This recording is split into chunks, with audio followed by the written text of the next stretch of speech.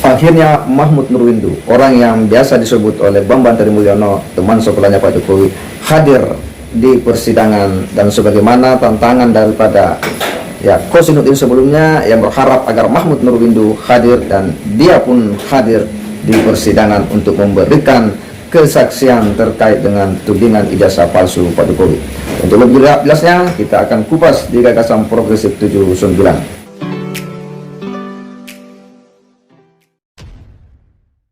Mahmud Nurwindu, kalau lihat video ini datang ke persidangan. Anda sudah mangkir kemarin dipanggil jaksa tidak hadir. Anda sudah di BAP ya, dan Anda harus hadir di persidangan untuk membuktikan keterangan Anda itu tidak bohong. Jangan-jangan Anda juga bohong seperti saksi lainnya. Lagi ijazah Bapak tadi Kepala Sekolah Dr. Andes Sukijo, stempel masih SMPP dari SMA 6 ya. Keterangan saudara tadi stempel ijazahnya masih SMPP dalam kurung SMA 6. Jadi ada dua nama ya.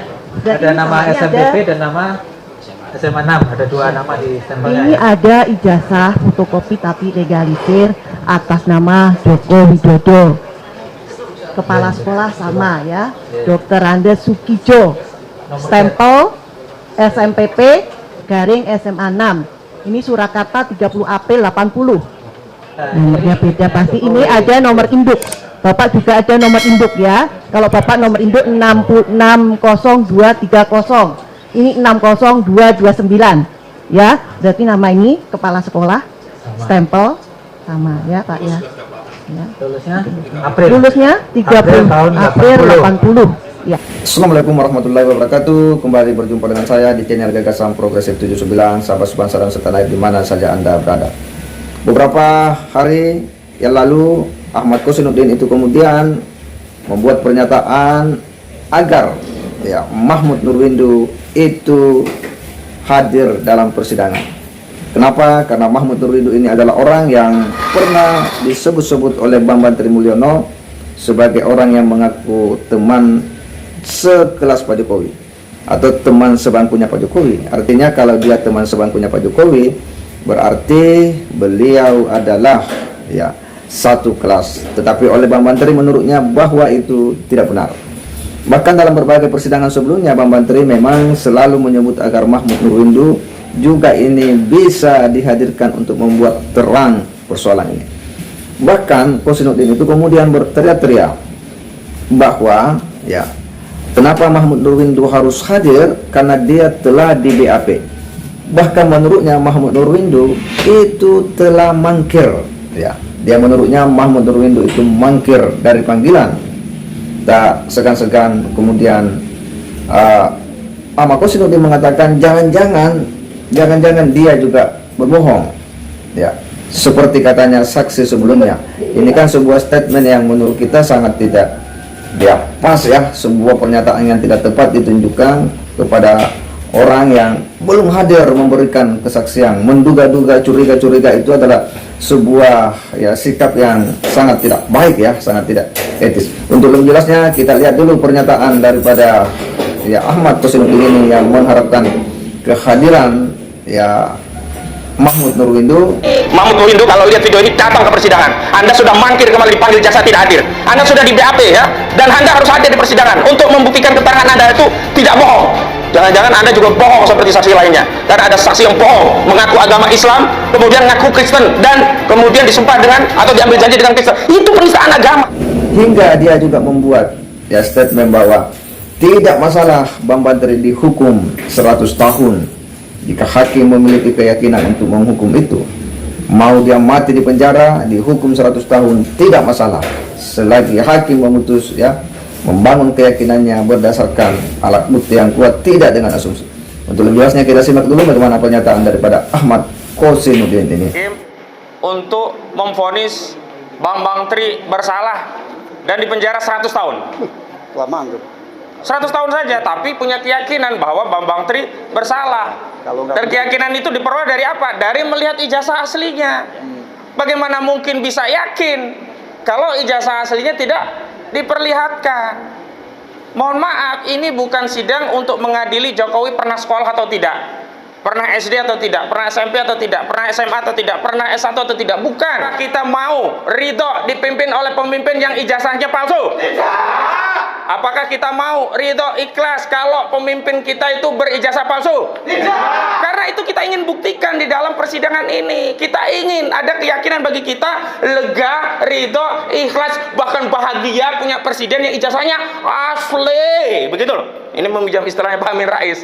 Kan? Asli, kata Pak Amin itu sederhana. Kalau mau membuktikan ijazah presiden itu asli, Pak Presiden, ini tutorial untuk membuktikan. Ya, itulah pernyataan daripada Ahmad Kosinuddin ya, yang sebelumnya betul-betul mengharapkan agar Mahmud Nurwindo hadir di persidangan, dan kemudian ya permintaan itu pun terkabulkan karena Mahmud Nurwindo pada akhirnya hadir di persidangan. Dan apa yang kemudian terjadi? Mahmud Nurwindo memperlihatkan ijazah aslinya beliau yang kemudian dicocokkan dengan fotokopian ijazah Pak Jokowi yang sudah dilegalisir yang dibawa oleh jaksa penuntut umum. Dan setelah dicocokkan mulai dari penulisan ya, kemudian huruf ya, yang bertanda tangan kepala sekolahnya ya, stempelnya ya, itu semuanya sama. Ada nomor induk ya. Kemudian tahun keluar dan bulannya juga sama. Bahkan ya penyampaian daripada Mahmud Nurwindo bahwa Pak Jokowi itu lebih pintar, ya memang ya setelah dilihat nilai rata-ratanya Pak Jokowi memang lebih tinggi ya daripada Pak Mahmud Nurwindo ya, 96 ya. Ini yang kemudian semakin membuat ya Bambang Tri semakin tak berkutik. Dan apa yang disampaikan oleh Ahmad Kosinuddin bahwa mau dipenjara 100 tahun tidak masalah jika hakim punya keyakinan ya berdasarkan bukti-bukti yang kuat, itu bakal terkabul. Sekali lagi pernyataan itu bakal terkabul setelah melihat ya kesaksian yang diberikan oleh Mahmud Nurwindo dengan memperlihatkan foto ya apa ijazah aslinya Pak Mahmud Nurwindo dan dicocokkan dengan ya fotokopi ijazah Pak Jokowi. Dan ternyata Bambang Tri juga tidak bisa ya membantah di depan majelis hakim ketika mereka sama-sama memperlihatkan. Artinya apa? Bahwa Bambang Tri ini ya tidak punya lagi argumentasi untuk kemudian membantah bahwa Pak Mahmud Nurwindo memang ya satu sekolah dengan Pak Jokowi, tamat ya sama-sama ya sesuai dengan ijazah yang mereka miliki. Inilah yang kemudian membuat Bambang Tri bakal kembali akan mengulang masa-masa hidupnya di balik jeruji besi seperti tahun ya beberapa tahun yang lalu akibat membuat buku Jokowi Undercover. Akankah ini kembali terulang? Tentu kita akan menunggu sidang putusan majelis hakim pada sidang berikutnya. Yang jelas di sidang ke-9 ini kehadiran Mahmud Nurwindo semakin mengungkap fakta bahwa apa yang dituduhkan Bambang Tri Mulyono memang itu lemah, tidak didukung oleh bukti-bukti yang kuat. Kita berharap ini segera selesai dan betul-betul ada putusan pengadilan yang berkekuatan hukum tetap. Saya kira demikian. Wassalamualaikum warahmatullahi wabarakatuh.